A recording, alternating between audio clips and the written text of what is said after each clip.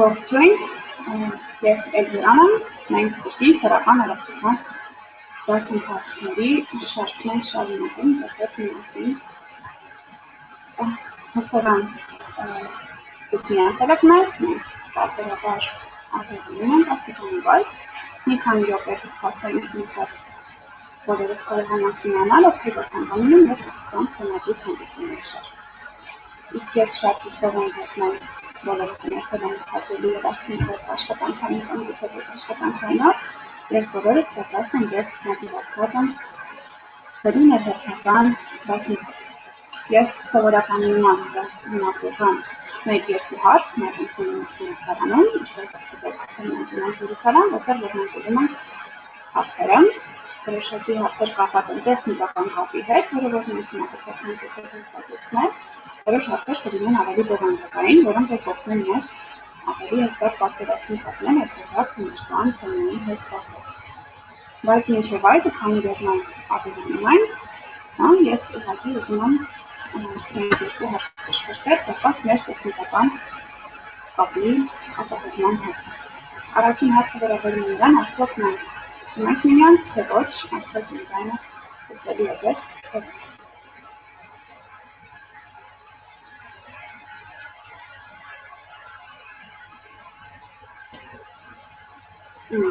Շատ բարի, ինձ ասել, ես շատ հաճելի եմ, հաջորդ հարցը, որը որից կուղեմ, կապված կլինի տեսանելիության հետ կապված, արդյոք մենք կարողանում ենք տեսնել ինձ, թե ոչ։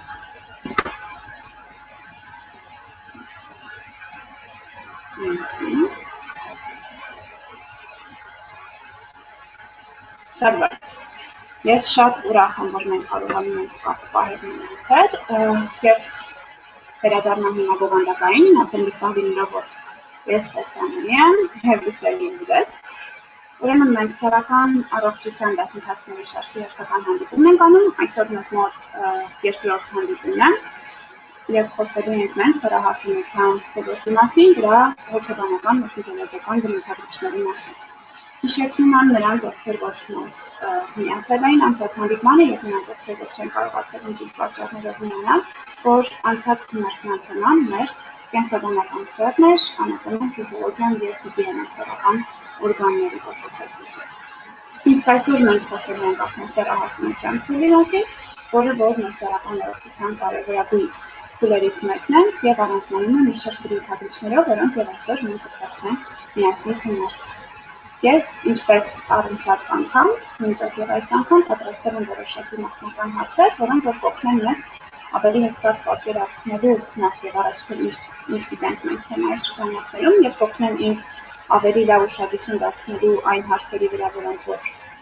պետք է ավելի շատ ուշադրության արժանանան մեր լսարանի և մյուս կողմից նաև կհոգեհուշեն ձեզ ինչ-որտեղ հասկանալու համար, թե ինչ ենք մենք այսօր քննարկելու։ Առաջին հարցը վերաբերում է մարդու սեռական զարգացման փուլերին և այսպես մարդու սեռական զարգացման փուլերն են մանկական, պատանեկան, դեռահասային, սեռահասուն, սեռական ֆունկցիաների նորմալ, ճիշտ են բոլոր պատասխանները։ Կարող եք ընտրել ցանկացածը, կարող եք ընտրել բոլոր պատասխանները, ինչպես որ պատկերացնում եք։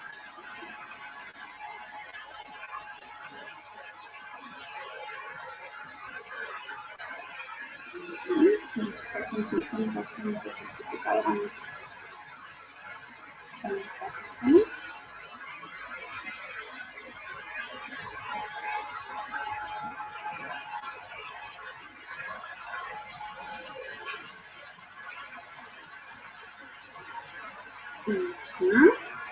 Շատ բարի, շնորհակալություն պատասխանելու համար։ Հիմա կդարձածնենք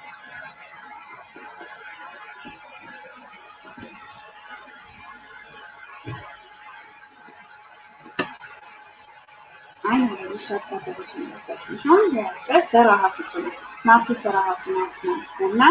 ընդգրկում է սեռահասունության փուլը, սակայն նույնական չէ վերջինիս հետ և երրորդ պատասխանն է կապ չունի սեռահասունության երևույթի հետ։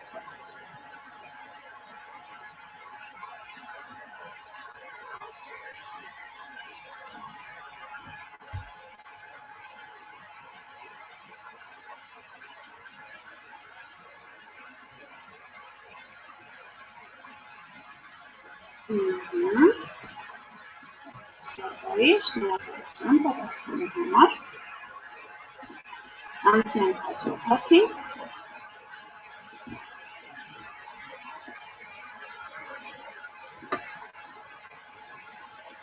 Երկրորդային սեռական հատկանիշների ի հայտ գալը անհատական է և կախված է յուրաքանչյուր օրգանիզմից, նույնական է բոլորի մոտ, ընթանում է ընդհանուր օրինաչափությամբ, սակայն անհատական մակարդակում կարող է տարբերվել։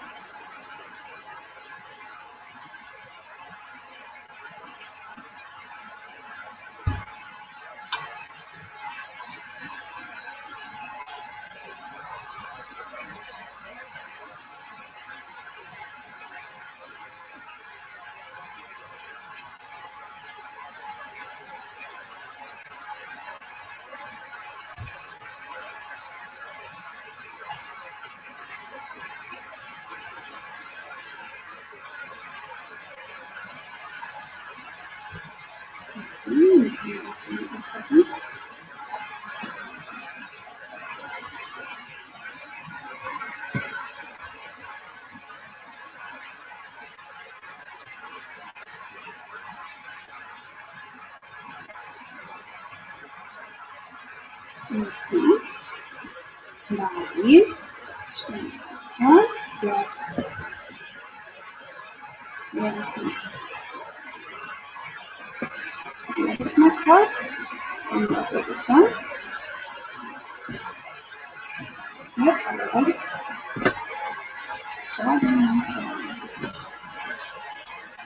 Սեռահասունացման շրջանը կարող է ուղեկցվել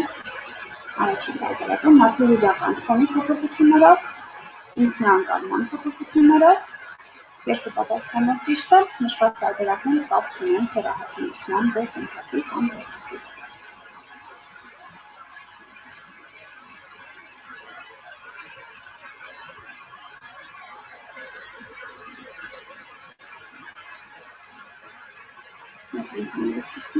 Սեռահասունացման շրջանը կարող է ուղեկցվել մարդու հուզական ֆոնի փոփոխություններով, ինքնաանկալման փոփոխություններով,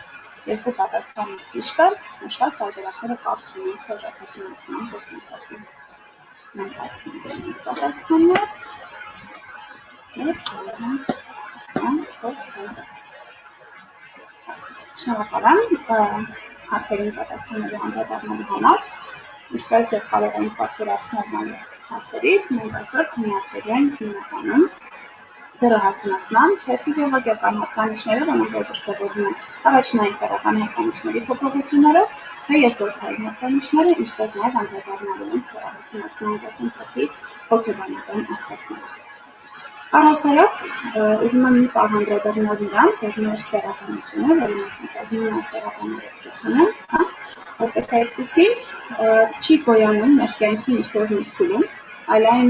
ծնվում է մեզ հետ միասին, մենք անիծում ենք դերնային մոտ նաև մեր ներարգանդան զարգացման ընթացքում, ուղղակի են տարբերաբար փոփոխությունների մեր ընթացքում կյանքի կենսագործունեության ընթացքում և կապված որոշակի ֆիզիոլոգիական փուլերի հետ։ Երևի թե սեռականության զարգացման ճգնաժամային փուլերից երկուսը, որոնք որ կուզենանք այս պահին անդրադառնալ, երկուսից մեկը ներարգանդային զարգացման շրջանն է, երբ որ սկզբում սկսում են ձևավորվել առաջնային սեռական հատկանիշները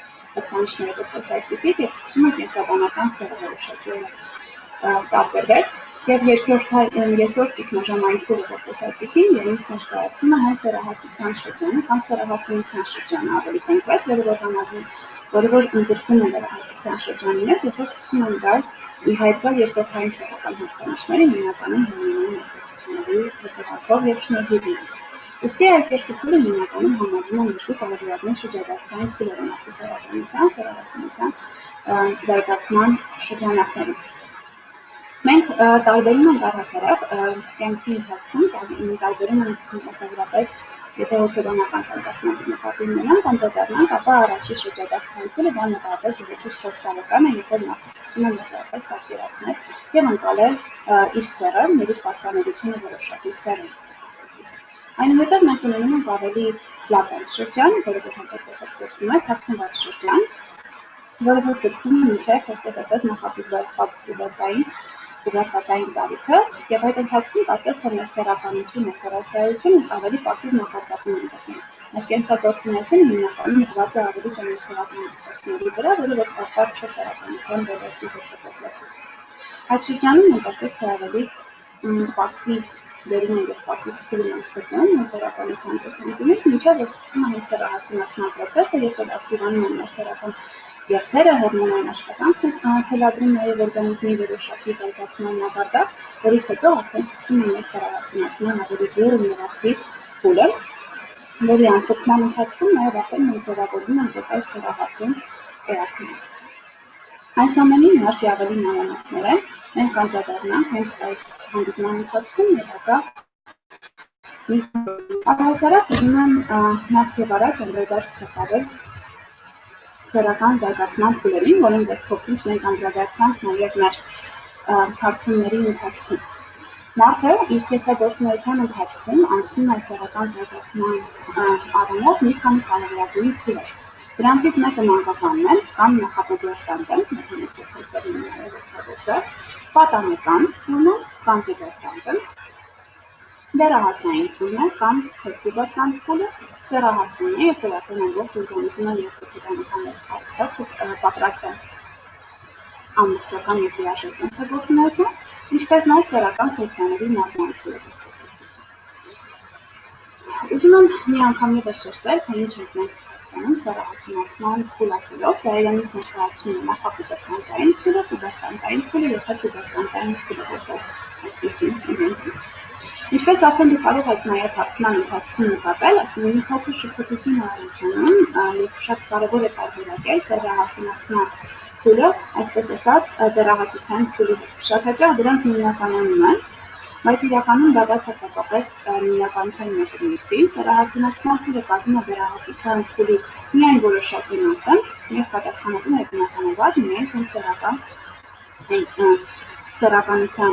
առումով զարգացման, մինչդեռ դեռահասության փուլը որպես այդպիսին շատ ավելի լիարժեք, շատ ավելի գլոբալ եւ կոմպլեքսային փուլ է իրենից ներկայացնում, որը ուղղակի ոչ միայն ֆիզիոլոգիական փոփոխություններով, որոնք կատարվում են մեր օրգանիզմում, այլ նաեւ մի շարք հոգեբանական եւ մշակութային փոփոխություններով, որի միջոցով անձը կարողանում է հնարավորություններ ունենալու ավելի լիարժեք ձևավորվելու եւ հանդես գալու։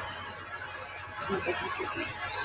Եթե փորձենք անդրադառնալ սահմանմանը, որը որպես առանձնացել են, ապա հնչում է մոտավորապես այսպես։ Սեռահասունությունը դեռահասի օրգանիզմում փոփոխությունների շրջան է, որի արդյունքում վերջինս երեխայի օրգանիզմից վերափոխվում է հասուն մարդու օրգանիզմի պատրաստ դերակատարության։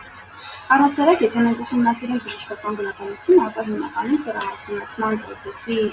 մասին խոսելիս մենք հիմնականում խոսում ենք դերակատարության process-ի մասին եւ դերակատարական ֆունկցիաների մասին ենք խոսում։ Սա համարվում է այն շրջանը սեռահասունությունը, երբ որ օրգանիզմը ամբողջովին վերակառուցվում է երեխայի օրգանիզմի դեպի հասուն մարդու օրգանիզմի, որը որ պատրաստ է արդեն վերարտադրվելու։ Բայց սրա մասին ուզում եմ ևս մեկ-երկու րոպե անդրադարձ կատարել, որ միայն ֆիզիոլոգիական առումով հասունացումը, որպես այդպիսին դեռևս բավարար չէ սեռական կյանք սկսելու համար, որովհետեւ մենք հասկանում ենք, որ սեռական կյանքը որպես այդպիսին իրենից ենթադրում է ոչ միայն սեռական գործողության կոմպոնենտը կամ սեռական դաշտի կոմպոնենտը, այլ նաև շատ ուրիշ կոմպոնենտներ, որոնք կապված են ավելի շատ հոգեբանական ասպեկտի հետ, որոնք կապված են հուզախամային ոլորտի հետ, որոնք կապված են հարաբերությունների հետ, որոնք կապված են ինքնանկարման հետ։ Ուստի միայն ֆիզիոլոգիապես պատրաստ լինելու սեռականությանը, սեռական կյանք սկսելու, ճիշտ ներկայացում սխալվառության համար դեռևս չի նշանակում, որ մենք ամբողջովին պատրաստ ենք սեռական կյանք սկսելու եւ սեռական հարաբերություններ ունենալու։ Առհասարակ պետք է հասկանան, որ սեռական հարաբերությունները շատ տարբերվում են նաև սեռական դաշտից նրանով, որ սեռական հարաբերությունների ձևավորման համար պետք է նաև նկատի ունենալ հարաբերությունների կոմպոնենտը որպես այդպիսին, այլ ոչ միայն սեռական ակտիվ կոմպոնենտը, որի համար մեզ իհարկե անհրաժեշտ է մի շարք այլ գործոններ, բացի ուղղակի հենց ֆիզիոլոգիապես ֆունկցիան իրականացնելը, սեռական ակտիվ իրականացնելու հնարավորությունը։ Սա շատ կարևոր է դիտարկել հատկապես այն բանի համար, որպեսզի մենք կարողանանք սեռական կյանք սկսելուց առաջ շատ ավելի խորը մտածել եւ շատ ավելի պատրաստ լինել թե ֆիզիոլոգիապես եւ թե հոգեբանական նկատմամբ, որովհետեւ սա հարաբերությունների ևս մեկ այլ նպատակ է, որին դեպքում պետք է լրատվամիջոցին դիտակից մոտենանք, որպեսզի կարողանանք առողջ հարաբերություններ ձևավորել եւ խուսափել անցանկալի հետևանքներից, որոնք կարող են առաջանալ ինֆորմացիայի հետևանքով։ Բայց առհասարակ սեռական հարաբերությունների տնային մենք անդրադառնանք մեր հաջորդ քննարկման ընթացքում, որի ընթացքում մենք խոսանք ոչ միայն դրա ֆիզիոլոգիական ասպեկտի մասին, այլ նաև հոգեբանական ասպեկտի մասին, հենց հարաբերությունները որպես այդպիսին եւ հենց սեռական վարքը որպես իսկ հիմա ավելի շուտ խոսում ենք մեկ այլ փուլի մասին, հենց սեռահասունության փուլի մասին, որը որ մեզ համար շատ կարևորագույն փուլ է եւ անցնում է դեպի հասուն կյանքի, որը որտեղ սեռական կոմպոնենտը, սեռական հարաբերությունների կոմպոնենտը ուզում եմ մի փոքր ավելի մանրամասն մենք անդրադառնանք այն փուլերին, որոնց մասին որ ես խոսեցի, ինչի առհասարակ իրենից ներկայացնում է նախապատական, տաղավեր քանի առաջանում անհայտ գալիս որպես այդպիսին եւ ինչպես ենք նկատի նկատում։ Առհասարակ նախապատականը արական սերի մոտ սկսում է մոտավորապես 8 տարեկան հասակում, իսկ իրական սերի ներկայացուցիչների մոտ մոտավորապես 6 տարեկան հասակում։ Եվ սովորաբար դրա տևողությունը 2-ից 3 տարի է, եւ հետեւաբար բնականաբար արական սերի մոտավորությունը մոտավորապես 10 տարեկանում, իրական սերի մոտավորությունը մոտավորապես 5 տարեկան հասակում։ Տևողությունը, ինչպես արդեն հասկացան, 2-ից 3 տարի է, եւ հիմնականում այս ընթացքում ձևավորվում են մարդու բնութար կամ սեռական օրգանները, որոնք սակայն բնորոշվում են իրենց, այսպես ասած, թեհասունությամբ, կամ անհասունությամբ։ Այս դաշտերում երկու սեռի սեռական հորմոններ, այսինքն անդրոգենները եւ էստրոգենները գտնվում են զարգացման գրեթե նույն մակարդակում եւ պայմանավորված են մակերիկանների կերպերի գործունեությամբ։ Այսինքն իրենք որպես այդպիսին ակտիվ չեն, սեռական գործերի ակտիվ գործունեություն չեն ծավալում, որի հետևանքով նրանց չեն զարգացնում երկրորդ սեռական մեխանիզմներ, որոնց մասին որ մենք խոսենք քիչ ավելի ուշ։ Այս շրջանում նախապատական շրջանում հիմնականում մեր սեռական հորմոնները հիմնականում պայմանավորված են մակերիկան սեռական հորմոնների գործունեությունը պայմանավորված է մակերիկանների կերպերի գործունեությամբ։ Այսպեսին եւ հիմնականում ուզում եմ նաև շատ որ մակերիկանների կերպերի գործունեությունը պասիվանում է բավականին շատ սեռահասունացման փուլում, անժամանակ որտեղ արդեն սեռական գործերը բավականաչափ ակտիվ են եւ կարողանում են ակտիվ գործունեություն ցուցաբերել եւ ազդեցություն ունենալ օրգանիզմի փոփոխությունների վրա։ Եվ երկրորդ փուլը, որ ակտիվանում են մակերիկանների կողմով, դա արդեն սեռական ֆունկցիայի մարման փուլն է որպես այդպիսին, մոտավորապես 50 ավելի տարիքում, ինչի դեպքում մի քիչ ավելի կանդրադառնալ, երբ որ սեռական գործերը արդեն բավականին պասիվ գործունեություն են ցուցաբերում։ Հաջորդ փուլը, որին մենք պետք է անդրադառնանք այս տնային շրջանակներում, դա պուբերտանտի շրջանն է։ Արական սեռի ներկայացուցիչների մոտ կամ պատանեկության շրջանը, ինչպես նաև ասացի։ Արական սեռի ներկայացուցիչների մոտ այն ձևավորվում է 10-ից 14 տարեկան հասակում, մոտավորապես այդ ձևավորման փուլում, իսկ իրական սեռի ներկայացուցիչների մոտ այն ձևավորվում է 9-ից 12 տարեկան։ Այս փուլը արդեն բնորոշվում է սեռական գործերի, ինչպես նաև ներքին եւ արտաքին սեռական օրգանների զարգացման եւ այս շրջանում է ողջունվում է նահատալ երկրորդային սեռական հատկանիշներ։ Այսինքն այս փուլը հիմնականում օրգանիզմի ձևավորման եւ օրգանիզմի փոփոխությունների առաջացման համար շրջադարձային փուլ է որպես այդպիսին եւ հիմնականում բնորոշվում է արդեն ֆիզիոլոգիական մակարդակում օրգանների ձևավորման եւ աստիճանաբար սկսում են նահատալ նաեւ երկրորդային սեռական հատկանիշները հորմոնների ազդեցություն։ Պուբերտալ շրջանը որպես այդպիսին հիմնականում իգական սեռի մոտ ավարտվում է առաջին դաշտանի եկոսիստեմը, մենք արդեն կարող ենք համարել, որ պուբերտալ շրջանը պատանեկության շրջանը ավարտվում է իգական սեռի ներկայացուցիչների մոտ, արական սեռի ներկայացուցիչների մոտ այն ավարտվում է առաջին պոլիցիկական քանի ժամանակ անցից անկախ սերմացակում։ Մենք սրա մասին նաև համենայն վերանականությամբ սրանք ունենք կենսաբանության տեսակետներից, եթե իհարկե դասընթացի եւ հիմնականում այստեղ խոսում են երազախախտությունների երևույթի մասին, որ անկից անկախ տեղի ունենում երազի ընթացքում որոշակի հիմնականում երբ բնորոշվում են ֆանտազիաների եւ գաղափարների արդյունքում տեղի ունենում որոշակի սերմացակում։ արական սեռի ներկայացուցիչների մոտ, որը վերաստիճանաբար իրականում ֆիզիոլոգիական նպատակով սկսում է խոսել իր մասին եւ երկրորդ սկսում է վերաստիճանաբար զարգանալ եւ համապատասխան դրության իրականացման կարգավորման process-ների ընդհանրապես։ Այս երևույթները հիմնականում պայմանավորված են ինչպես սեռական ընդհանրի, այնպես էլ հետագի դրա սեռական հնարավորների աջակցությամբ, սեռահասունացման փուլում, դիտարկման շրջանում հիմնականում սեռական երկրները բավականին շատ սեռական հատկանիշներ են արտադրում, որոնք իրենց ազդեցություն ունեն գործունեության վրա, որն աստիճանաբար հանգ է տալիս օրգանիզմի վերակառուցման, մանկական օրգանիզմի տեսակից, այսպես ասած երեխայի օրգանիզմի ծերից դեպի հասուն մարդու օրգանիզմ։ Մենք տարբերակում ենք, ինչպես արդեն նշեցինք, նաև հետդիվերտանտային շրջանի տեսակից։ Այն ընթանում է արական սեռի մոտ 14-ից 17 տարեկան հասակում, իսկ իդեալական սեռի մոտ ընդգրկում է 13-ից 16 տարեկան։ Եվ հիմնականում ուղեկցում է սեռական ֆունկցիայի հետագա զարգացման և երեխաների սեռական հատկանիշների վերջնական ձևավորման։ Արական սեռում բնորոշ է սեռական գործողություն կատարելու և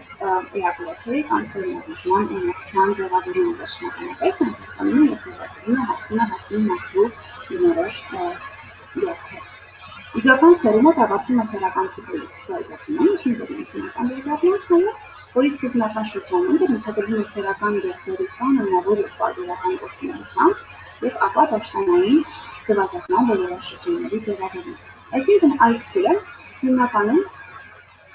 բավականին պատասխանատու օրգանիզմի վերափոխման համար, ինչպես արդեն մեկ անգամ նշել, հիմնականում արական սեռում 14-ից 18 տարեկանում բնորոշվում, իսկ իդեալական սեռում 13-ից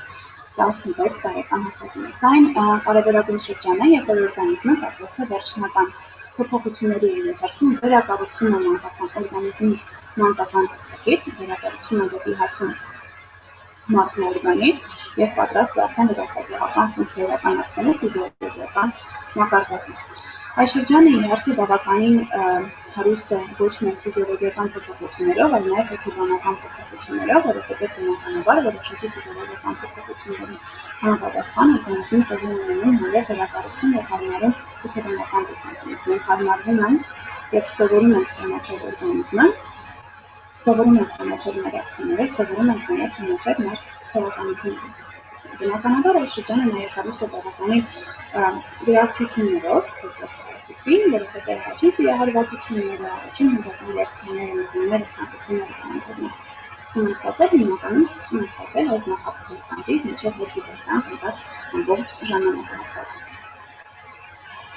Ուզում եմ մեկ-երկու բառով նաև անդրադառնալ մյուս փուլերին, սեռական զարգացման, որոնց մասին ես նշեցի հանդիպման ամենասկզբում, ինչը որ կարողանանք ավելի ուշադիր դադար ունենալ հենց այս փուլերին, որոնց որ վերադառնանք։ Հաջորդ փուլը սեռական հասունացման փուլն է որպես այդպիսի, եւ հիմնականում դրան բնորոշ է այլամեջ սեռական հորմոնների առավելագույն նպատակով եւ սեռական ակտիվության կարգավորումը։ Սեռական ֆունկցիայի մարման շրջանը, կամ այսպես ասած, կլիմաքսը, որի մասին որ շատ խոսում ենք, կամ ինվոլյուցիայի շրջանը սեռական ֆունկցիաների աստիճանական մարմին է բնորոշում։ Հիմնականում այն շատ հարաբերական է եւ շատ անհատական, շատ հաճախ անկախված է նաեւ այն կենսագործունեության կենսագործունեությունների ձևերից, որոնց մենք սովորաբար պրակտիկան անում մեր կյանքի ընթացքում, եւ այն շատ անհատական կարող է լինել կապված տարբեր թեմերից, ընդհանրում նաեւ հնագիտական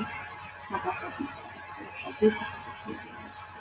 եւ որոշակի տարբերություններ կան անհատական մակարդակում, կապված նաեւ մշակութային։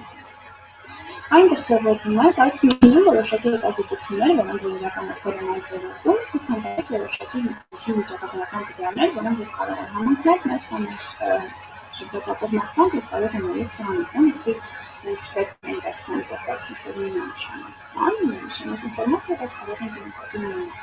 համարվում է, որ արական սեռի ներկայացուցիչների մոտ այն դրսևորվում է մոտավորապես 60 տարեկան հասակում եւ իդեալական սեռի մոտ մոտավորապես 45-ից 50 տարեկան հասակում։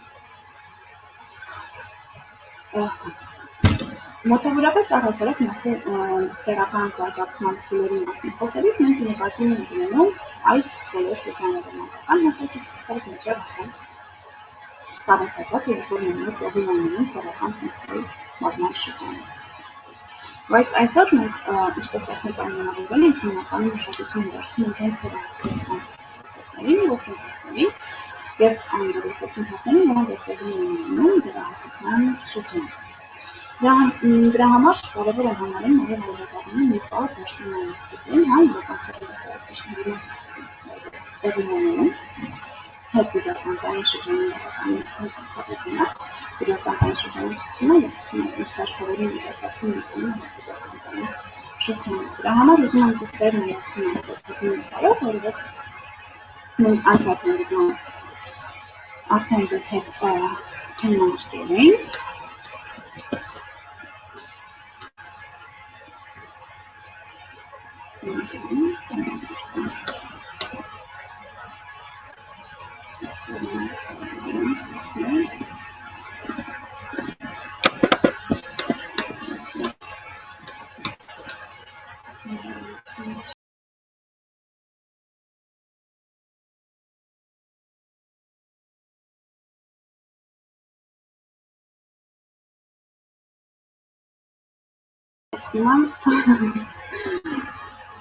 իսկ ես տեսնում եմ այս նկարը։ Եվ այսպես, ինչպես որ մենք տեսնում ենք, պաստառի վրա, մենք տեսնում ենք իրական սեռական համապարփի ներկայացնող նկար, որը որ վերաբերում է ներքին սեռական օրգաններին։ Հիշում եք, մենք անցած հանդիպման ընթացքում քննարկել ենք ձեզ հետ իրական սեռական համակարգը իրականություն եւ ներքին սեռական օրգաններով հանդերձ։ Այստեղ մենք տեսնում ենք մեջքոցն է գտնվում, այստեղ մեջքոցն է գտնվում, այստեղ գտնվում է արգանդակը եւ այստեղ գտնվում է արգանդը, որը որ կանզակերպներ, արգանդից երկու կողմ ուղղված է արգանդակողերը, արգանդակողերիներ ունեցած են ձևարանները, որոնց եւ մենք հիմա պետք է ավելի մանրամասնորեն դառնանք կապված դաշտանային ցիկլի։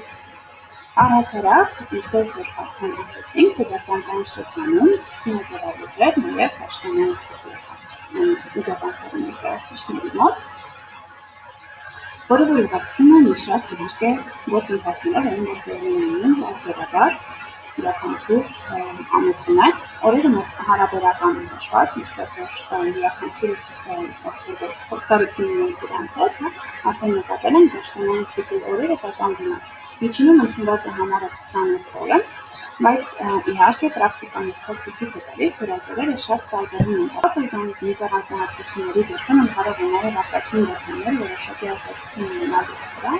օրինակի համար ստրեսները, օրինակի համար ճամփորդությունները, օրինակի փոփոխությունները կարող են որոշակի ազդեցություն ունենալ նաև դաշտանային ցիկլի վրա։ Դաշտանային ցիկլը, երբ որ մենք փորձում ենք հաշվել, մենք նկատի ունենք առաջին դաշտանային օրից սկսած մինչև երկրորդ հաջորդ ամսվա առաջին դաշտանային ամբողջ ցիկլը ենթադրում է հենց այդ ժամանակահատվածը։ Ցիկլի մասին խոսելուց մենք պետք է նկատի ունենանք հենց այդ ժամանակաշրջանը։ Բայց հիմա մինչև ավելի կոնկրետ անդրադառնալու հենց ցիկլի անձնահատկություններին, ուզում եմ մի քիչ ավելի մանրամասն անդրադառնանք նրա վրա, թե ինչ ենք առհասարակ հասկանում դաշտային ասելով նպատակության առաջանում միջոցառման առաջանում։ Ինչպես որ դուք այստեղ տեսնում եք նկարի վրա, ինչպես որ մենք տեսնում ենք, մենք այստեղ ունենք ներթևերանները, տեղադրված են երկու կողմում եւ հաղորդակցվում են նաեւ արգանդակողերի հետ, ինչպես Ստվարանները որովայնի խորոչի ստորին հատվածում տեղադրված դույք սեռական գործեր, որտեղ որ ընդունում են իրական սեռական բջիջների կամ ձրաբջիջների զարգացումն ու սեռական հորմոնների արտադրությունը։ Ստվարանները կազմված են երկու շերտից։ Դա մակերեսային կամ կեղևային շերտն է եւ խորանիստ կամ նրբանի շերտը։ Մակերեսային շերտում տեղադրված են ձրաբջիջ պարունակող ֆոլիկուլներ։ Բնորոշ սեռական հասունացման պահին ֆոլիկուլների թիվը հասնում է 30-ից 40 հազար։ Սակայն դրանք բոլորը կյանքի ընթացքում զարգանալու հնարավորություն չեն ունենում, ամբողջ կյանքի ընթացքում միայն 3 քայլից 500 ֆոլիկուլը հասունանում։ Յուրաքանչյուր ֆոլիկուլի հասունացումը տևում է միջին հաշվարկով 28 օր։ Հիմնականում դա ընթանում է հիպոֆիզի գնալով կամ սեռահակ հորմոնի ազդեցության տակ։ Ֆոլիկուլի հորմոնալ ազդեցությունը առավել ուժեղ է դրսևորվում ձվազատման, որը նպաստավոր պայմաններ է ստեղծում վիրաբջիջի բեղմնավորման համար։ 28 օրը 28 օրը տևի զարգացման ընթացքում հենց իմասային դաշտային դաշտային ցիկլի զարգացման օրերին նկատի դաշտային ցիկլի տեղեկության օրեր։ Նրա համար այն ընթացքում այդ մոտավորապես 28 օր կլինի, 91-26 օրին, 90-30 օրին, մինչև 35 օր համարվում են բժիշկները համարում են, որ նորմալ է, թե դաշտային ցիկլը տեղում է մոտավորապես Մենք շատ լավ հասկանում ենք, երբ որ խոսում ենք, արդեն հասկանում ենք, որ երբ որ խոսում ենք դաշտային ցիկլի մասին եւ դրա օրերի մասին, մենք նկատի ենք ունենում հենց այդ ֆոլիկուլի հասունացման տևողությունը։ Երբ ձվաբջիջը ամիսը 1 անգամ ձվարաններից մեկում հասունանում է 1 ձվաբջջով ֆոլիկուլ։ Դա կարող է լինել ցանկացած ձվարաններից, մենք նշենք Յուրաքանչյուր ամիսի մեջ կամ նշված օրերի մեջ, արդեն յուրաքանչյուր ցիկլի համապատասխան ձվարաններից մեկում հասունանում է 1 ձվաբջիջ։ Հասուն ձվաբջիջը անջատվելով ձվարանից, որը կոչվում է հենց ձվազատման փուլ, մուտք է գործում ֆալոպիան փուլ։ Մենք այստեղ կարող ենք տեսնել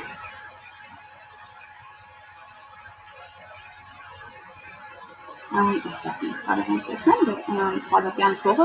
ինչպես հիշում եք, եթե հիշում եք անցած անգամ արդեն խոսում ենք, ունի կծկվելու և տապանվելու ունակություն, որի շնորհիվ ձվաբջիջը կարողանում է, այսպես ասած, ֆալոպիան փողը քաշում է ձվաբջիջը և տանում իր մեջ։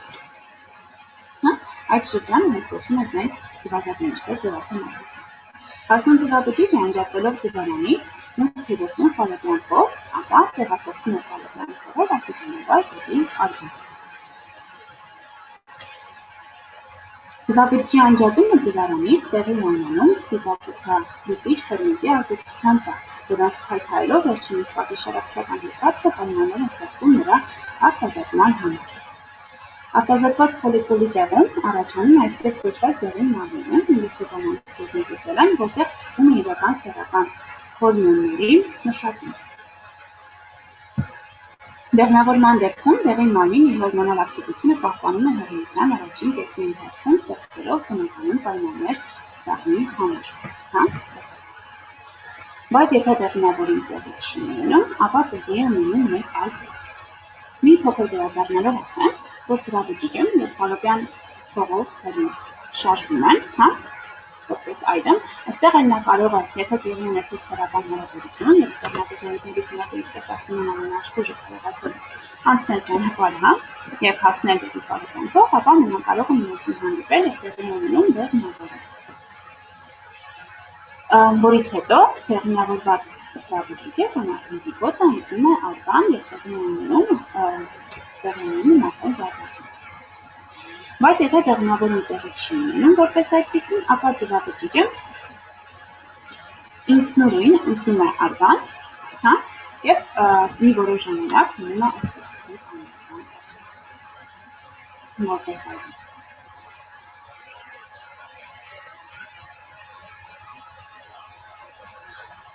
Երբ որ մենք խոսում ենք ցիկլի մասին, մենք խոսում ենք հանգստի, նախա և հետձվազատման շրջանների մասին։ Հանգստի շրջանը սկսվում է դաշտանի ավարտից 1-2 օր անց։ Այդ ժամանակաշրջանում արգանդի լորձաթաղանթը սկսում է վերականգնվել։ Ինչի մասին որ մենք հիմա նորից կանդրադառնանք, բայց դրա մասին երևի չշտապել, Երբ որ այնպես է ստացվում, որ բեղմնավորում տեղի չի ունենում և ձվաբջիջը հայտնվում է արգանդում, այդ ընթացքում օրգանիզմը դեռևս չի գիտակցում նրա մասին, որ բեղմնավորում տեղի չի ունեցել և արգանդի պատերը պատվում են լորձաթաղանթով համապատասխան, որը որ պատրաստվում է հենց սաղմին ընդունելու և պատրաստվում է հետագա սաղմի զարգացման փուլերում։ Սակայն քանի որ այնպես է ստացվում, որ բեղմնավորում տեղի չի ունեցել, Ապա արգանդի լորձաթաղանթի պատերը, որպես այդպեսին պատրվում են, այս թաղանթները պատրվում են, եւ այսպես ասած, կոչվում է արգանդի լորձաթաղանթի ֆունկցիոնալ շերտը անջատվում է եւ այն ուղեկցում է արյունահոսության։ Ու այդ արյունահոսությունները մենք կոչում ենք հենց դաշտանային ցիկլ։ Այսինքն դաշտանը իրենից ներկայացնում է չդեղնավորված ձվաբջիջը, արգանդի լորձաթաղանթը, որը որ դուրս է գալիս յուրաքանչյուր ամիս դաշտանային արյան տեսքով։ Դրա համար, երբ որ մենք խոսում ենք ցիկլի մասին, մենք խոսում ենք ցիկլի 3 փուլերի մասին՝ հանգստի, նախա եւ հետձևազատման շրջաններ։ Հանգստի շրջանը սկսում է, ինչպես նոր արդեն ասեցի, դաշտանի ավարտից 1-2 օր անց լորձաթաղանթի վերականգնումը։ Դաշտանի ավարտից 5 օր անց սկսվում է նախաձևազատման շրջանը, որը տևում է մոտավորապես 10 օր։ Այսինքն այն համընկնում է հետդաշտանային շրջանի 5-15-րդ օրերի հետ։ Այդ ընթացքում տեղի ունենում արգանդի, լորձաթաղանթի բջիջների եւ գեղձերի գերաճ, անոթային ցանցի աճ ու զարգացում։ Ձվազատման 15-25-րդ օրերին դեղին մարմնի կողմից մշակվող նյութերի ազդեցության տակ կտրուկ կերպով աճում է նաեւ արգանդի գեղձերի նյութազատման ակտիվությունը, լորձաթաղանթը նախապատրաստվում է բեղմնավորված ձվաբջջի ներպատվաստմանը։ Եթե բեղմնավորում տեղի չի ունենում, ապա տեղի է ունենում հետձվազատական շրջանը, արգանդի լորձաթաղանթի ֆունկցիոնալ շերտի անջատումն ու հեռացումը, որն ուղեկցվում է արյունահոսությամբ։ Այսինքն մենք հստակ հասկանում ենք, որ դաշտանային ցիկլը որպես այդպիսին, դաշտանը որ յուրաքանչյուր ամիս սովորական պայմաններում ունենում է, ապա իրենից ներկայացնում է հենց այս գործընթացը։ Որպես այդ յուրաքանչյուր օրգանիզմ, յուրաքանչյուր մարդու մոտ դաշտանը կարող է տևել մի քանի օր, ովքեր բացառություն են պատրաստված, կարող է տևել 3-ից 5 օր միջինում, երբեմն պատահում են դրաներում նաև 2 օրեր, եւ սովորաբար դա բնական է եւ նորմալ, որովհետեւ յուրաքանչյուր օրգանիզմ կենսագործունեության ընթացքում տարբեր փորձառություն է ունենում, սակայն եթե այնպես է ստացվում, որ դաշտանը տևում է մի շաբաթից ավել, կամ առհասարակ մի քանի ամիս տեղի չի ունենում ինքնական սեռի ներկայացուցիչների մոտ, ապա ցանկալի է խորհրդատվություն անցնել բժշկի մոտ, որպեսզի կարողանան հասկանալ, թե արդյոք ինչ-որ խնդիրներ առաջանում են օրգանիզմում, թե խնդիրներ ունեն։ Դա ուղղակի օրգանիզմի առանձնահատկություն է։ Եվս մի կարևոր բան, որ կցանկանայի խոսել այս փուլի մասին, դա այն է, որ տեսականորեն չպետք է լինեն հստակ կտրուկ ցավեր դաշտանի ընթացքում եւ այն չպետք է լինի բավականին ցավոտ գործընթաց։ Եվ եթե այնպես է ստացվում, որ մեր փորձառության ընթացքում մենք օգտագործել փորձառությունն իհարկե մենք ապրում ենք որոշակի ցավեր, ապա շատ ցանկալի է, որպեսզի մենք կարողանանք այցելել նաև նպատակի հասկանալու համար, այցել այդ ցավերի նույնպես մեր օրգանիզմի առանձնահատկությունը, թե որոշակի դեպքեր առաջանում, որոնց վրա հաշվի ուշադրություն դարձնել։ Ինչպես եթե հիշում եք, անցած հանդիպման ընթացքում մենք խոսել ենք նաև հիգիենայի մասին, եւ ուզում եմ ևս մի բան անդրադառնալ դրա վրա, շատ ցանկալի է, որ դաշտանի ցիկլի, դաշտանի ընթացքում, արյունահոսության ընթացքում, ցիկլի արյունահոսության փուլում մենք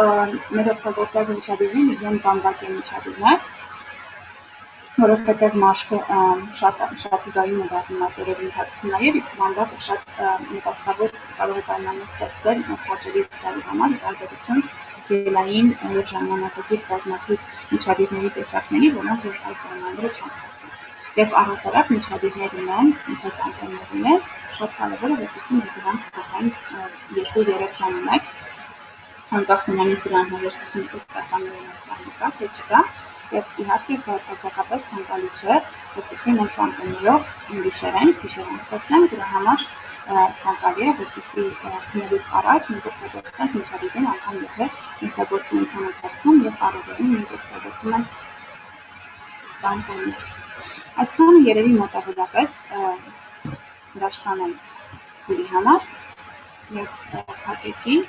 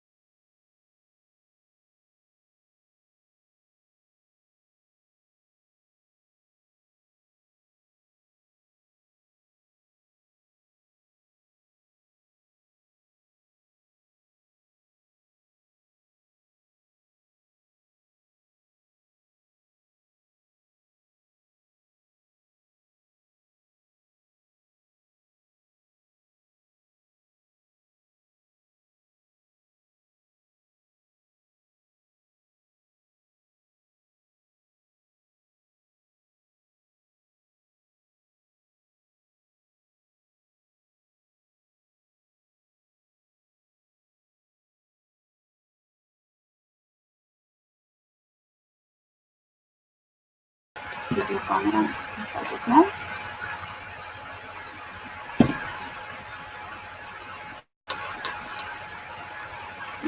Չգիտես ինչու նկարը շատ կոպտացել է, ինձ մոտ սովորաբար ավելի նորմալ է։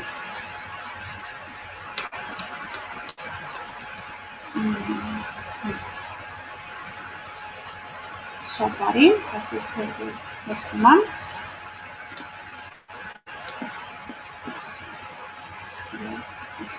Շարունակենք։ Այսքանը առաջնային սեռական հատկանիշների հետ կապված եւ ճշտամանի ցիկլի հետ կապված ուզում եմ անդրադառնալ մի բան նաեւ երկրորդային սեռական հատկանիշներին։ Ինչպես արդեն նշեցինք, պուբերտային եւ հետպուբերտային շրջանում նորմալացումը ձևավորվել երկրորդային սեռական հատկանիշները, որոնք որ հիմնականում վերաբերում են նաեւ մեր սեռահասունացման փուլի վերջնական հատվածին, այսպես ասած, եւ դրանով մեր օրգանիզմը իր ֆիզիոլոգիական մակարդակում ամբողջովին պատրաստվում է նաեւ հասուն կյանքի։ Ուզում եմ նաեւ մինչեւ սկսել որոշակի հատկանիշների մասին խոսելը նշել, որ դա նույնպես հարաբերական է, ցուցանիշները հարաբերական են եւ պայմանավորված են շատ նաեւ անհատական օրգանիզմի սեռահասունություններից։ Հիմա կուզենամ խոսել մի բան անդրադառնանք իգական սեռական համակարգին, հա, եւ երկրորդային սեռական հատկանիշներին, որոնք տեղի ունեն իգական սեռի ներկայացուցիչների մեջ։ 8 տարեկանում օրինակի համտեսականորեն ուզում եմ ես մինչև անդրադառնալ տարիքներին, ասել, որ սա շատ հարաբերական է, որոշակի հետազոտությունների արդյունքում է եւ անհատական օրգանիզմի վրա կարող է որոշակի փոփոխություններ ունենալ։ Համարվում է, որ 8 տարեկան հասակից սկսած արդեն խոսքը սկսում է լայնանալ եւ կոնքերը սկսում են լայնանալ, ունենալով իգական սեռական օրգանիզմին բնորոշ տեսքար անձնահատկություններ օրգանիզմի։ 9 տարեկանից սկսած, 9 տարեկանից սկսած սկսում է նաև ճարպագեղձերի ակտիվացումը, այդ է պատճառը շատ հաճախ, որ մենք հենց սեռահասության փուլում, սեռահասունության փուլի մեջ սեռահասունության փուլում շատ հաճախ ունենում են որոշակի բուժուկներ, բշտիկներ, որոնք որ առաջանում են եւ դրանք շատ նորմալ են, ուղղակի պայմանավորված են հենց մեր ճարպագեղձերի ակտիվացմամբ։ 10-ից 11 տարեկան հասակում սկսում են կաթնագեղձերը զարգանալ եւ դրա համար կարող է նաեւ դուքսը որոշակի արտահայտիչ տեսք սկսել աստիճանաբար ստանալ։ Այստեղ շատ կարեւոր եմ համարել նշել այն, որ մենք որ դուքսը մարդու այն տարբերվում է մեկը մյուսից, հա, այսպես ասած դեպքերը, եւ դա շատ բնական ու նորմալ է, եւ կարող է մեկը մի փոքր ավելի մեծ լինել, մեկը մի փոքր ավելի փոքր լինել, որպես այդպեսին, եւ դա շատ նորմալ է։ Հատկապես զարգացման նախնական շրջանում կարող են այդ փոփոխությունները ավելի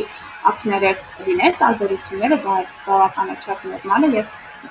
կարեւոր է, որպեսզի մենք չանհանգստանանք դրանով։ Մոտավորապես այդ տարիքում, հա 11-ից 12 տարեկան ժամանակաշրջանում սկսում են մազեր առաջանալ սեռական օրգանների շուրջ եւ սեռական օրգանները որպես այդպեսին սկսում են չափերով որոշակիորեն փոփոխվել, աստիճանաբար փոփոխվել, նույնպես կարգավորվելով դեպի սեռահասուն մարդու օրգանիզմի չափանիշներ։ Դաշտանային ցիկլն տեսականորեն սկսում է ձևավորվել 14 տարեկան հասակում եւ դրա հետ զուգահեռաբար սկսում է նաեւ օրգանիզմի տարբեր հատվածներում մազածածկույթ առաջանալու մեկի ամարձակի շրջանում, թերապակերի հատվածում, որովայնի հատվածում, աստիճանաբար սկսում են մազեր զարգանալ, մազեր աճել, որոնք որ նույնպես վկայում են արդեն օրգանիզմի մանկական կառուցվածքից դեպի հասուն մարդու օրգանիզմի փոփոխություններ։ Համարվում է, որ 16-ից 17 տարեկան հատվածում դաշտանային ցիկլը արդեն կարգավորվում է։ Եթե օրինակի համար սկզբնական շրջանում այնպես է ստացվում, որ դաշտանային ցիկլը բավականին տատանողական կարող է լինել կամ ընդհատումներով կարող է լինել, ապա համարվում է, որ 16 տարեկան հասակում մոտավորապես այն պետք է արդեն ամբողջովին կարգավորված լինի։ Եվ 18-19 տարեկան հասակում արդեն մարդու կմախքը սկսում է ամբողջովին ձևավորվել, հա, եւ այն սկսում է ընդունել այդ կմախքի աճը նաեւ դադարում է եւ այն հիմնական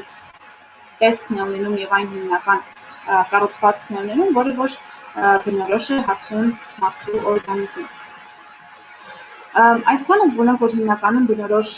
երկրորդային սեռական հատկանիշների մասին, որոնք որ իգական սեռի մոտ են դրսևորվում որպես այդպիսին, մի փոքր անդրադառնամ նաև արական սեռի ներկայացուցիչների մոտ։ 10-ից 11 տարեկան հասակում համարվում է, որ առնանդամի եւ ամորձնովի չափսերը սկսում են փոփոխվել, հա, արդեն աստիճանաբար իհարկե զարգացման, ինչպես հիշում ենք, արդեն խոսել ենք նախապրոբեկտային փուլի մասին, այն միայն չափսերով է փոխվում եւ ֆունկցիոնալ մակարդակում դեռևս հասուն մարդու օրգանիզմի բնորոշ զարգացում չի ունենում, բայց ամեն դեպքում արդեն սկսում է ձևավորվել եւ չափսերով է մեծանալ, փոփոխվել հասուն մարդու օրգանիզմի համապատասխան։ 13 տարեկանից սկսած մոտավորապես համարվում է, որ կարող են նկատվել մազածածկույթի առաջացում օրգանիզմի տարբեր հատվածներում, դրանք նույնպես սեռական օրգանների շուրջ, մազեր են սկսում առաջանալ, հեղատակերին սկսում են մազեր առաջանալ, որովանի հատվածում սկսում են աստիճանաբար մազերակեր, որոնք նույնպես նշան են մանկական օրգանիզմից դեպի հասուն սեռահասուն մարդու օրգանիզմի փոփոխության, ու հիշում ենք նաև, որ մազածածկույթ առհասարակ մասերը իրենք պաշտպանական ֆունկցիա են իրականացնում կոճաղել եւ ոչ պակաս, եւ դրանցից պետք չէ վախենալ, եւ ինչպես արդեն հիշում եք հիգիենայի փուլում ենք խոսում ենք, որ շատ կարեւոր է լիարժեք խնամքաներ նաև օրգանիզմի համար, եւ դրանք կարելի է ուղղակի կտրտել եւ պետք չէ անխնաձևով սափրել, հատկապես վնասելով օրգանիզմը, որովհետեւ հատկապես սեռական օրգանների շրջանում մաշկը շատ ավելի զգայուն է եւ շատ ավելի նուրբ վերաբերմունք է պահանջում նաև, հա։ Ինչպես եւ իգական սեռի ներկայացուցիչների մոտ, մեր կմախքի արական սեռի ներկայացուցիչների մոտ նույնպես կմախքի ձևավորումը եւ ձևափոխությունը իր ամփոփման վերջին փուլում է հասնում, այսպես ասած 18-ից 19 տարեկան հասակում, երբ որ արդեն օրգանիզմը ամբողջովին սկսում է ձևավորվել։ Եվ մինչ այդ արդեն որոշակի այլ հատկանիշներ, ինչպիսիք օրինակ ձայնի փոփոխությունները, որոնք որ ձայնը այսպես ասում են հիմնականում որ կոտրվում է, հա, ձայնը սկսում է աստիճանաբար փոփոխվել, միգուցե ավելի ցածրանալ, ավելի խտկանալ, հա, եւ մինչեւ 18 տարեկան հասակ արդեն սկսում է ամբողջովին ձևավորվել այն տիպը, որը որ բնորոշ է տվյալ մարդուն։ 16-17 տարեկան հասակից սկսած սկսում են արդեն մազեր առաջանալ նաև դեմքի հատվածում, որը որ շատ ավելի տեսանելի է դառնում, համորուս կարող է աստիճանաբար առաջանալ, որը որ նույնպես վկայում է օրգանիզմի ձևափոխությունների մասին որպես այլ։ Եթե հիշում եք, մենք անցած անգամ ձեզ հետ քննարկում էինք նաև ինտերսեքս անհատներին, ուզում եմ այս փուլում, երբ որ մենք խոսում ենք սեռահասունության մասին, կարևոր անդրադարձ կատարել նաև ինտերսեքս անձանց սեռահասունության փուլի մասին, որովհետև սա ինտերսեքս անձանց համար նաև շատ շրջադարձային փուլ է համարվում իրենց ձևավորման համար։ Մեկ անգամ ևս հիշեցնեմ, թե ինչ ենք հասկանում ինտերսեքս կամ սեռական նախասելով։ Ինտերսեքս նշանակում է մարդու մոտ ի ծնե սեռական անատոմիային, վերարտադրողական օրգանների եւ կամ քրոմոսոմների մոդելի առկայություն, որը չի համապատասխանում արական կամ իգական սեռի տիպիկ բնորոշման։ Սա միավորված ազգերի կազմակերպության կողմից տրված սահմանումն է։ Ուզում եմ նաև հիշեցնել, մինչև հենց սեռահասունության կոնկրետ կետին անդրադառնալը, թե ինչպես է մարդու կենսաբանական սեռը բնորոշում։ Մենք հիշում ենք, որ դա պայմանավորվում է գենետիկական մակարդակով, քրոմոսոմների քանակով եւ տեսակով, գոնադային մակարդակով, սեռական դեպքերի տեսակներով, հորմոնալ մակարդակով, սոմատիկ սեռական օրգանների կառուցվածքով, երկրորդային սեռական հատկանիշների զարգացման եւ հոգեկան անհատի կողմից սեփական սեռի գիտակցման մակարդակով։ Այսինքն այս բոլոր չափանիշներն են հիմնականում բնորոշում հենց մարդու կենսաբանական սեռի ձևավորումը։ Քանի որ այստեղ հատկանիշներից խոսելու ընթացքում մեզ համար պարզ է դառնում այն, որ հենց հորմոնալ մակարդակը սոմատիկ մակարդակի ձևավորումը, այսինքն օրգանների կառուցվածքի ձևավորումը իրենց վերջնական փուլում, հիմնականում հասնում են եւ զարգանում են հենց այս սեռական հասունացման հենց այս փուլում որպես այդպիսի։ Դրա համար այս փուլը նույնպես շատ կարևոր եւ պատասխանատու փուլ է ինտերսեքս անձանց կարգավիճակի հստակեցման համար։ Հա,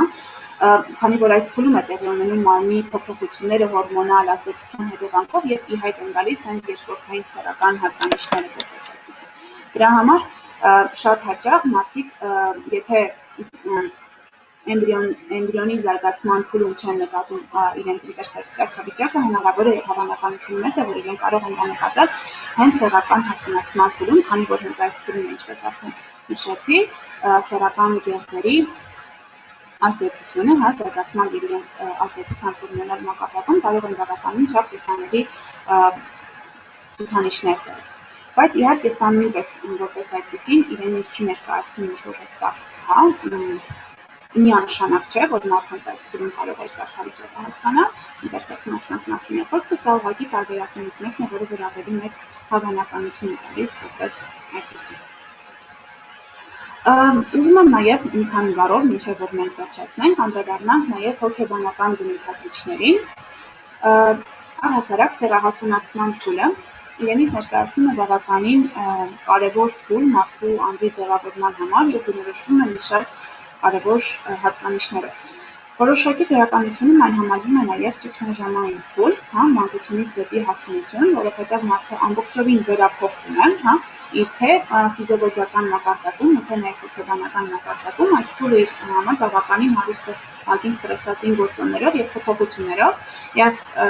այսպես ասած, այս փուլում օրգանիզմը ինքն է թելադրում մարդուն որոշակի փոփոխություններ և մարդը սկսում է հարմարվել այդ փոփոխություններին օրգանիզմային մակարդակում։ Եվ այստեղ շատ կարևոր է իհարկե բավարար կրթության առկայությունը, որը որ հուսով ենք հասանելի է և շատ աշխատում ենք այն ուղղությամբ իրեն լինի հասանելի, որովհետև այս փուլում, երբ որ մենք ունենք հստակ հարցերի պատասխաններ, երբ որ մենք ունենք շատ հարցեր և նկատում ենք որոշակի փոփոխություններ, որոնք որ տեղի են ունենում մեր օրգանիզմում, շատ կարևոր է, որպեսզի մենք կարողանանք ունենալ այն մարդկանց, ովքեր որ կկարողանան բավարար ուշադրություն դարձնել մեզ և տալ մեզ հետաքրքրող հարցերի ճշգրիտ պատասխանները, սկսած նրանից, թե ինչ փոփոխություններ են տեղի ունենում մեր օրգանիզմում, ինչի հետևանքով է տեղի ունենում և ինչպես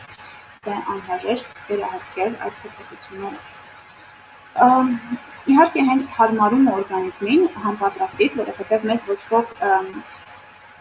շատ հաճախ չի սովորեցնում և չի նախապատրաստում այն փոփոխությունների, որոնք տեղի են ունենում, մեզ համար այն ուղեկցում է բավականին շատ սթրեսներով և բավականին շատ դժվարին փուլերով։ Այս փուլում է նաև հույզերի կարգավորումը, հենց շատ կարևոր կետ է նաև հուզական կարգավորման տեսանկյունից, կարող են բավականին շատ հակասականություններ առաջանալ, հակասություններ առաջանալ, որովհետև այս փուլում հորմոնների ազդեցության հետևանքով մեր նաև հուզական ֆոնն է շատ փոփոխվում, մեր տրամադրությունները կարող են բազմաթիվ անգամ փոփոխվել, մեր վերաբերմունքը որոշակի երևույթների նկատմամբ, հուզական ռեակցիաները նույնպես կարող են փոփոխվել։ Լինում են դեպքեր, երբ որ հույզերը դառնում են շատ հակասական, շատ բարձր տրամադրությունից, աշխուժությունից, մարդ կարող է շատ տխուր տրամադրության անցնել և շատ տխուր կարող են այդ փոփոխվել բավականին, փոխվում կարող են լինել որոշակի ռեակցիաներ կամ մարդիկ կարող են ներքաշվել և ամփոփվել, նրանքով լինել, շատ քիչ շփվել, փորձել հասկանալ, ավելի շատ կարծես թե ընկողվել իրենց հոգեվիճակի մեջ, իրենց ապրումների մեջ, փորձելով հասկանալ, և սա նույնպես շատ բնորոշ է, որովհետև ինչպես արդեն նշեցի, օրգանիզմը գտնվում է հսկայական փոփոխությունների փուլում, օրգանական մակարդակում, ֆիզիոլոգիական մակարդակում, հորմոնային մակարդակում, սեռական մակարդակում, և այդ բոլոր փոփոխությունները իհարկե որոշակի ազդեցություն ունենում նաև մեր հակազդումների, մեր ռեակցիաների վրա։ Այս փուլում նաև կարող են որոշակի փոփոխություններ նկատվել բնավորության գծերի հետ, քանի որ մեզ դեռահասության փուլը առհասարակ դեպի ինքնուրույնության ձգտման փուլի հետ են շատ հաճախ ասոցացվում, այս փուլում շատ են նկատվում մղումները և այսպես ասած տենչը դեպի ինքնուրույնություն, դեպի ազատություն, որովհետև մարդիկ էլ գիտակցում են, որ իրենք կարծես թե արդեն երեխա չեն, բայց դեռ չգիտենք ինչ է նշանակում հասուն լինել, ինչ է նշանակում պատասխանատվություն, լիարժեք չեն գիտակցում և չեն գիտակցում այն հետևանքները, որոնք որ բերում է իր հետ հասունությունը, բայց արդեն զգում ենք այդ փոփոխությունները նաև շատ տարբեր մակարդակներում, հարաբերությունների մակարդակներում և շատ հաճախ հենց ազատատենչությունը, հնարավորությունները, որոնք որ մեզ կյանք են ձեռնում օգտագործելու ցանկություն և տենչ է առաջանում որպես այդպես։ Ինչը որ շատ բնական է և շատ գովելի է, և շատ կարևոր է այստեղ նաև այս փուլում հարաբերությունների ձևավորման փուլը, որովհետև այսպես ասած այս փուլը նաև համարվում է հաղորդակցությունների փուլ, երբ որ մարդիկ սովորաբար սկսում են ավելի շատ հաղորդակցել իրենց տարեկիցների հետ, ավելի շատ ուշադրություն դարձնել իրենց տարեկիցների վրա և առանձնահատկությունները, որոնք որ առաջանում են և փոփոխվում են, քննարկել ավելի շատ իրենց տարեկիցների հետ, այլ ոչ թե օրինակ իրենց ընտանիքում, իրենց ծնողների հետ, կամ դպրոցում ուսուցիչների հետ, ինչը որ ավելի առաջտեղ է ավելի նախնական վաղ փուլերում։ Այստեղ շատ կարևոր է նաև անդրադարձ կատարել մի կարևոր կետի, դա ինքնաանկալումն է և ինքնագնահատականն է։ Սա ճգնաժամային փուլը նաև այդ տեսանկյունից, որովհետև սովորաբար, երբ մեր օրգանիզմը սկսում է փոփոխվել և ինքնին ուշադրության է հրավիրում իր վրա և ուշադրության է ցանկանում, Մենք սկսում ենք հակվածություն կա, իսկ փուլում շատ քննադատաբար վերաբերվել մարմնի փոփոխություններին, նաև հոգեբանական փոփոխություններին, որոնք որ առաջանում են օրգանիզմում, եւ կարծես թե դառնում ենք շատ ավելի դիրագրգիռ եւ շատ ավելի քննադատ սեփական եսի ընկալման հետ կապված, այստեղ շատ կարեւոր է մարմնի դրական վերաբերմունք ունենալը, որովհետեւ այս փուլում փոփոխություններ կարող են տեղի ունենալ սոմատիկ մակարդակում բնականաբար եւ որը կարող է ազդեցություն ունենալ նաեւ մեր հույզերի ինքնաընկալման եւ ինքնավերաբերմունքի հետ կապված։ Կարող են հիվրանալ, կարող են նահարել, որոշակի ճարպային ետերի ակտիվության հետևանքով մաշկի վրա կարող են առաջանալ տարբեր բշտիկներ, խզուկներ, որոնք որ մեզ կարող են բացարձակապես դուրս չգալ, չհետաքրքրել եւ կարծես թե ինքնագնահատականի վրա ազդեցություն որոշակի ունենալ։ Այս փուլում շատ կարեւոր է նաեւ խոսել մեր դեռահասների հետ, խոսել նրանց հետ եւ փորձել հասկացնել այն, որ սա նույնպես շատ բնական ընթացք է եւ սա վերափոխման փուլն է, որը որ ուղղակի մենք պետք է վերագրենք, անցնենք, հոգ տանենք մեր մարմնի մասին, գուցե մեկի անգամ ավելի ուշադիր լինենք դրան եւ սա ուղղակի անցողիկ շրջան։ Շատ հաճախ այդ ինքնաընկալման վրա ազդեցություն են գործում նաև հենց շրջապատող մարդիկ, այն մարդիկ, ովքեր գտնվում են հենց կրողների շուրջը որպես այդպեսին եւ դրա համար շատ կարեւոր է որպեսզի մենք խրախուսենք դրական ազդեցություն, դրական վերաբերմունք մեր մարմնի նկատմամբ, որովհետեւ սա նույնպես շատ կարեւոր է։ Եվ առհասարակ մի կարևոր բան պետք չէ,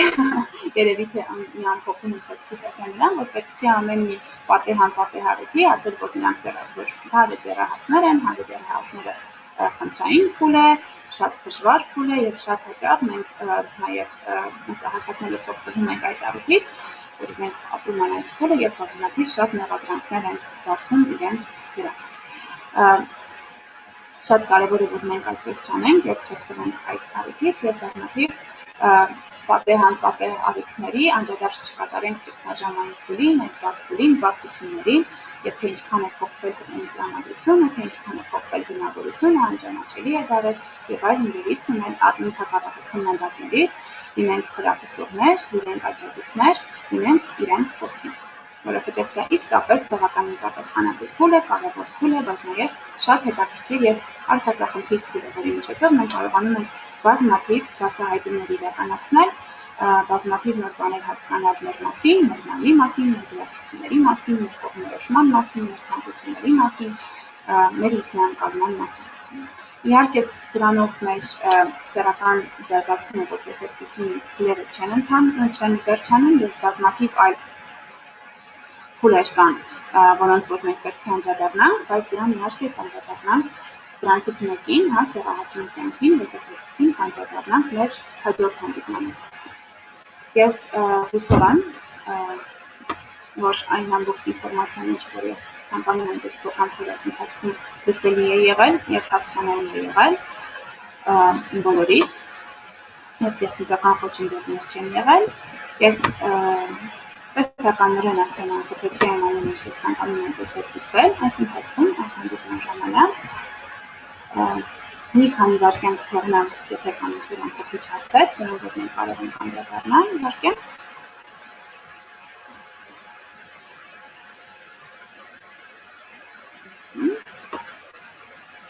Կարծես թե հարցեր չունենք այս կարգադրությամբ։ Ես հուսով եմ, որ թեման հետաքրքիր է ձեզ, մատուցումը մատչելի էր եւ հասկանալի։